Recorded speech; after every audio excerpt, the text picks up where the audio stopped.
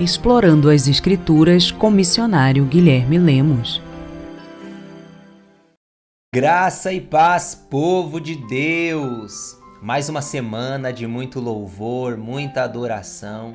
Então você que chegou até aqui, eu quero agradecer a Deus pela tua vida e convidar você a mais uma vez mergulhar nas Escrituras juntamente comigo, explorando as Escrituras. Na semana passada, nós falamos a respeito da tribulação, da disposição que o crente precisa ter para passar por situações difíceis. Nós aprendemos que o cristão, independentemente se ele está pronto para isso ou não, ele vai passar por dificuldades. E será que nós estamos dispostos a passar por essas dificuldades por amor ao nome de Jesus? Então foi sobre isso que nós falamos na semana passada. Mas hoje eu quero aprofundar num estudo a respeito das dificuldades que o cristão tem que passar. Porque não adianta simplesmente sabermos que vamos passar por tribulações. Precisamos olhar para a Escritura e saber o que isso tem para nos ensinar, qual é o propósito disso. E hoje nós faremos isso à luz do livro de Romanos, a partir do capítulo 5. Então, Romanos, no capítulo 5, diz exatamente assim: Justificados, pois, mediante a fé, temos paz com Deus por meio de nosso Senhor Jesus Cristo, por intermédio de quem obtivemos igualmente acesso pela fé a esta graça na qual estamos firmes, e gloriamo-nos na esperança da glória de Deus. E não somente isto, mas também nos gloriamos nas próprias tribulações, sabendo que a tribulação produz perseverança, e a perseverança, experiência, e a experiência, esperança. Ora, a esperança não confunde, porque o amor de Deus é derramado em nosso coração, pelo Espírito que nos foi outorgado. Amém? Então, esse texto, ele é resultado de um assunto que Paulo vem falando nessa carta aos Romanos, e o principal assunto abordado por Paulo é a respeito da justificação mediante a fé. Essa carta de Paulo aos Romanos foi escrita provavelmente por volta de 55, 58 depois de Cristo, e no final da sua vida, Paulo vai parar lá em Roma, ele vai ficar preso em Roma, mas Paulo não foi o plantador dessa igreja. O propósito de Paulo, ao enviar essa carta aos romanos, era porque ele tinha um projeto missionário. Ele queria convidar a igreja de Roma para ir com ele até a Espanha. Então ele faz isso, convidando eles para participarem dessa empreitada missionária. Pois bem, quando nós olhamos aqui pro capítulo 3 do livro de Romanos, Paulo começa a falar a respeito de alguns assuntos relacionados à justificação mediante a fé. E, para isso, ele cita dois principais personagens, fazendo-se valer do livro de Salmos e do livro de Gênesis. Esses dois personagens são primeiramente Davi e depois Abraão.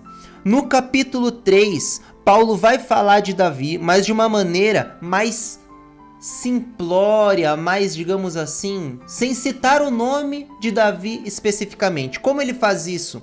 Ele vai falar de Davi por intermédio dos salmos davídicos e não cita o nome de Davi, porém faz um longo sermão baseando-se nos salmos de Davi. E quando nós olhamos ali em Romanos, no capítulo 3, no versículo 4, diz assim, a parte B do versículo: segundo está escrito, para seres justificado nas tuas palavras, e venhas a vencer quando fores julgado. Aqui, Paulo inicia esse capítulo 3 fazendo menção de um salmo de Davi, quando Davi pecou com Betseba. Salmo 51, verso 4, que diz o seguinte: pequei contra ti somente fiz o que era mal perante os teus olhos. de maneira que serás tido por justo no teu falar e puro no teu julgar. Então, primeira coisa que Paulo faz é citar um salmo de Davi para mostrar que Davi estava no período da lei.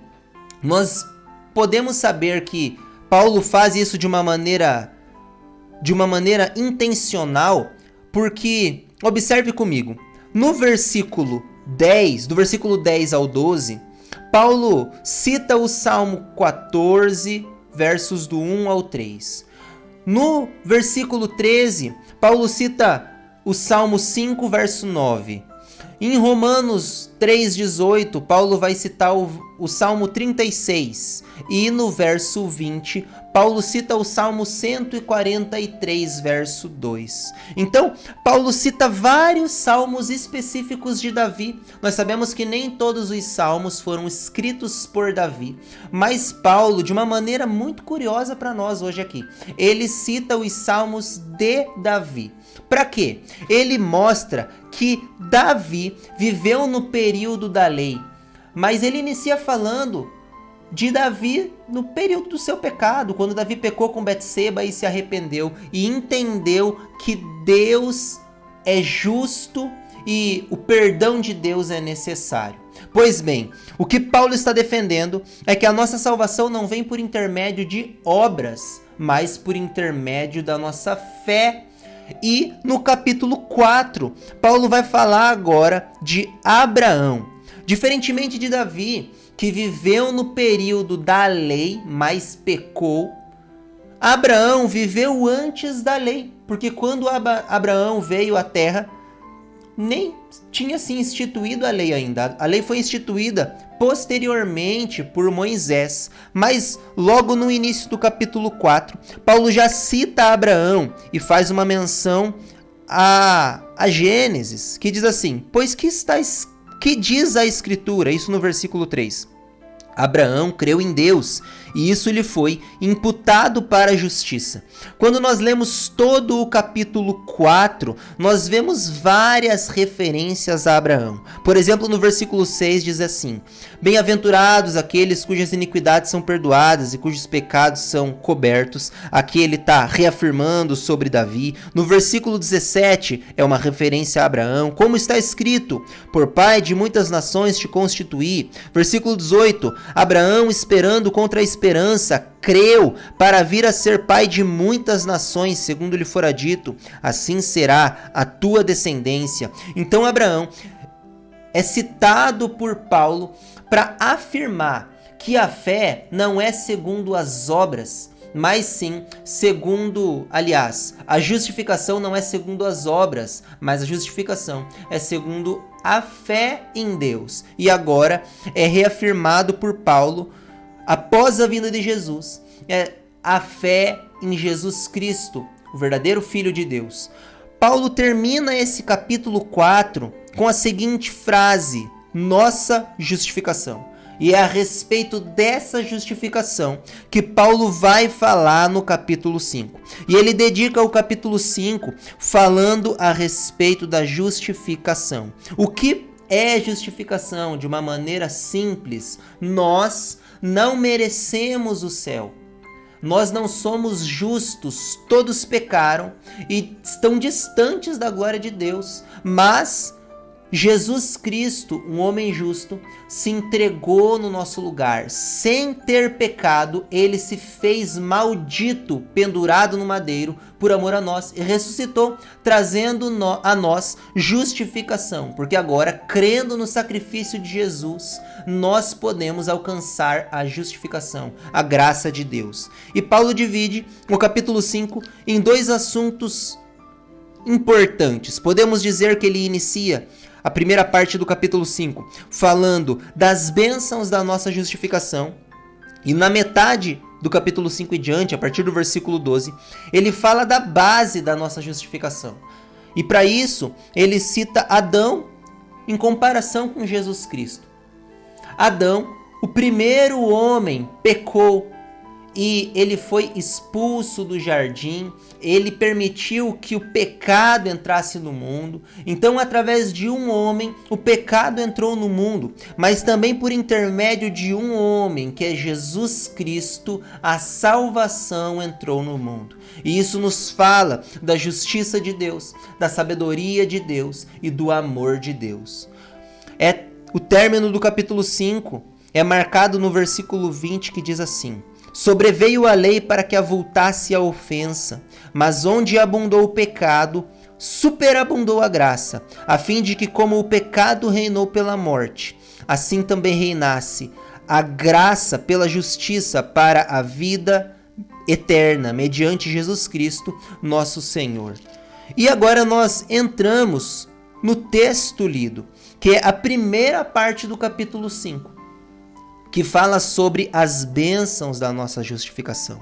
E é curioso que, para falar a respeito das bênçãos da nossa justificação, Paulo inicia falando assim: justificados, pois, mediante a fé. Então, depois de defender que não é por obras, ele fala: pois bem, justificados, pois, mediante a fé, temos paz com Deus, por meio de nosso Senhor Jesus Cristo. E aqui, apenas para cunho didático, nós podemos dividir essa questão de paz com Deus. Nós podemos dividir assim: paz com Deus e paz de Deus. A paz com Deus nós não perdemos quando nós somos justificados por Deus. Quando nós fomos alcançados por Ele, realmente lavados no seu sangue, nos arrependemos do nosso pecado, nós não perdemos essa paz. O Senhor nos ajuda nas nossas limitações, Ele estende as mãos para nós e nós estamos dispostos a nos arrepender quando nós realmente estamos em paz com Deus. Uma paz que nós não tínhamos antes, mas nós alcançamos a partir da hora que Jesus Cristo se entregou na cruz do Calvário. E agora, crendo nele, nós alcançamos essa paz. Mas então o que é a paz de Deus? Para cunho didático, a paz de Deus nós perdemos. A palavra de Deus nos diz que aquele que permanece no pecado, que ele não está com Deus. Diz assim em João no capítulo 3, versículo 6: todo aquele que permanece nele não vive pecando. Toda pessoa que continua no pecado não o viu, nem tampouco o conheceu. Então, a paz de Deus nós perdemos. Quando que nós perdemos? Nós perdemos ela quando nós não estamos entregando a nossa vida, nossas decisões, nossos sonhos ao Senhor. Quando nós escolhemos aquilo que é errado, nós perdemos essa paz.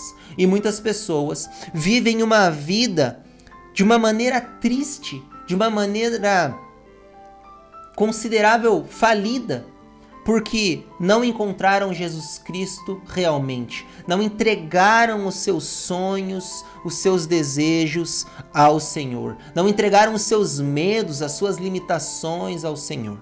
O versículo 2 diz: por intermédio de quem obtivemos igualmente acesso pela fé a esta graça. Então, por intermédio de Jesus Cristo, nós obtivemos um acesso pleno a Jesus. Nós encontramos Deus na literalidade, nós podemos ajoelhar e reconhecer e sentir a presença de Deus. A palavra de Deus diz que quando o Senhor Jesus se entregou na cruz do Calvário, o véu do templo se rasgou de alto a baixo, nos dando acesso total ao Santo dos Santos. Mas esse templo, esse véu do templo, ele dividia o judeu de ter acesso ao Santo dos Santos. Não eram todos os judeus que tinham acesso ao Santo dos Santos, mas para o gentio era muito pior. Existia o chamado o Muro dos Gentios. O Muro dos Gentios separava o judeu do gentio. O gentio não podia entrar para lá desse muro e ele era até morto. Ele lia um escrito na parede que dizia que se ele passasse dali ele seria morto, ele não tinha acesso àquele templo. Mas em Efésios no capítulo 2 fala que o muro da inimizade foi destruído. O muro da inimizade foi destruído quando O Senhor se entregou na cruz do Calvário. E agora, tanto o judeu quanto o gentil têm acesso ao Santo dos Santos. E esse acesso, então, não nos fala simplesmente do acesso a Deus, mas do acesso de uns aos outros, como igreja, uma igreja unida que serve ao Senhor. E é importante entendermos isso, porque mais para frente nós entraremos num assunto a respeito das dificuldades que o cristão passa. E para nós vencermos essas tribulações, a igreja precisa andar unida, solidificada em Cristo, que é o cabeça desse corpo. Então, nós obtivemos acesso pela fé a esta graça, nesse amor imerecido, na qual estamos firmes. A palavra firmes aqui é ristemes. Esse ristemes, ele na literalidade significa posto em pé, que nos lembra algo a mais, nos lembra que em outro momento nós estávamos caídos, nós estávamos prostrados, mas fomos postos em pé. Por quem? Por Jesus Cristo. Foi Ele quem nos restaurou, é Ele quem nos levanta e nos fortifica e nos faz andarmos unidos como igreja. E gloriamo-nos na esperança da glória de Deus. Então, paz com Deus fala do nosso passado. Nós não tínhamos paz com Deus, estávamos distantes do Senhor, separados por causa do nosso pecado. Mas o acesso a Deus fala do nosso presente. Hoje nós temos acesso total ao Santo dos Santos. Podemos sentir a presença amável de Jesus Cristo. E a esperança da glória de Deus fala do nosso futuro. Um futuro onde não haverá mais dor, não haverá mais pranto, nenhum impedimento para alcançar a Jesus. A esperança da glória de Deus fala de um novo céu, de uma nova terra, onde nós sentimos a presença do Senhor e aproveitamos essa presença na sua totalidade, na sua integridade. E isso nos convida a pensar o quão dispostos e preparados nós estamos para chegar nessa Canaã celestial. O versículo 3 diz assim: não somente isto, ou seja, se Jesus Cristo morrer na cruz do Calvário, nos justificar, nos alcançar, como se isso não bastasse. Ou seja, não somente isto, se obter paz com Deus, ter acesso, estar firme, ter esperança da glória de Deus, como se isso não bastasse, também nos gloriamos nas próprias tribulações. E agora, o texto, de uma maneira linda, parece que ele está lá em cima e ele de repente vai descendo. Porque ele começa a falar das tribulações. E ele não fala de passar por uma tribulação de uma maneira qualquer. Ele fala gloriar-se, ou seja, alegrar-se, exultar nas próprias tribulações. Nas tribulações que eu enfrento, nas tribulações que você enfrenta. A palavra tribulação aqui vem do latim tribulum.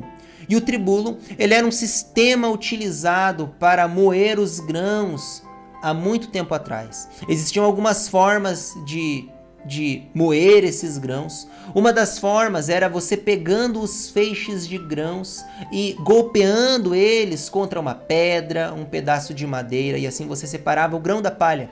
A outra maneira era com um trem de bois, uma carroça de bois, você pisotear os grãos que estavam ali espalhados no chão, e assim também faria o mesmo processo de separar o grão da palha.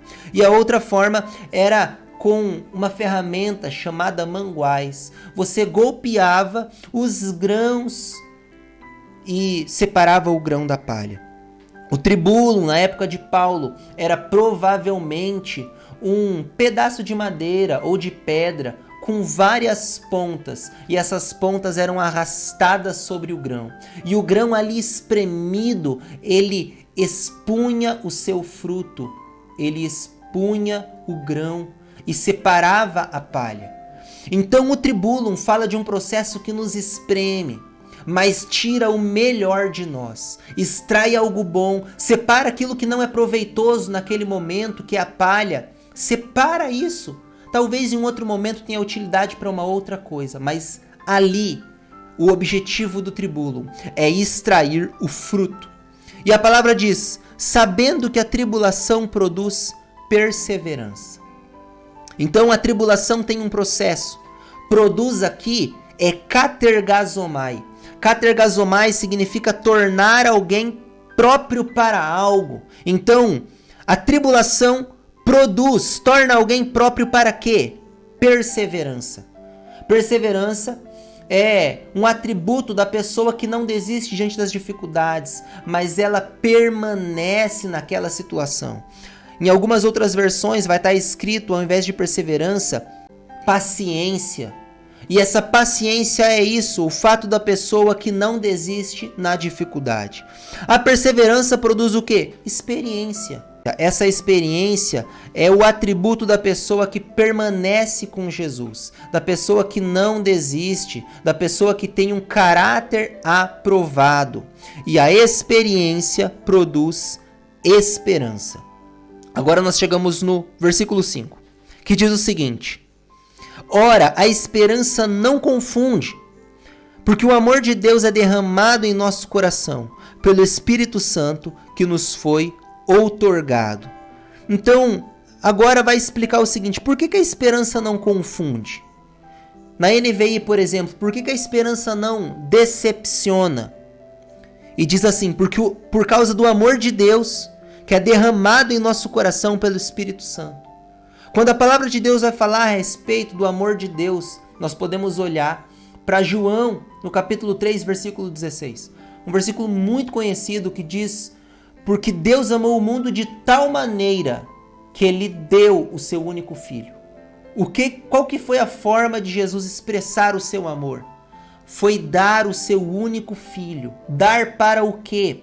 Para quem? Dar para a morte. Ele entregou o seu próprio Filho para morrer no meu e no seu lugar.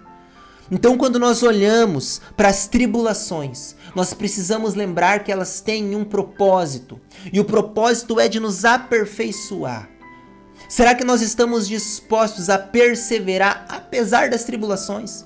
Apesar das dificuldades? A palavra nos faz olhar para Jesus, que não merecendo sofrer, Ele se entregou. Ele se autoconduziu para a cruz. E lá na cruz, Ele mostrou o real amor por nós. Um amor imensurável, um amor nunca visto antes e nem depois pela humanidade, a não ser quando olhamos para Jesus Cristo. Quando olhamos por Deus entregando o seu Filho na cruz do Calvário. Então que hoje nós possamos ser lembrados que Jesus Cristo, Ele nos fortalece nas dificuldades. Ele quer nos usar nas dificuldades. E Ele tem um propósito com essas tribulações. O propósito é nos tornar aptos, nos tornar preparados, nos capacitar para caminharmos um pouco mais, para enfrentarmos talvez uma dificuldade um pouco mais difícil, mas por amor ao nome dEle, que estejamos preparados e dispostos a não parar na dificuldade. Que através dessa mensagem nós sejamos encorajados a perseverar na dificuldade, sabendo que ela tem um propósito. Esse propósito é o quê? Produzir em nós perseverança, experiência e esperança. A esperança que Jesus Cristo vai voltar. A nossa história, ela não acaba aqui. Nós temos uma outra história nos esperando, uma nova etapa dessa história. E essa nova etapa é reinar com Cristo nas alturas. Basta que nós perseveremos juntos com Cristo. Que Deus possa abençoar a tua vida, que você possa ser lembrado o quanto você é amado por Jesus, do quão grande foi o sacrifício dele na cruz do Calvário, e que nós possamos perseverar juntamente com o nosso Salvador.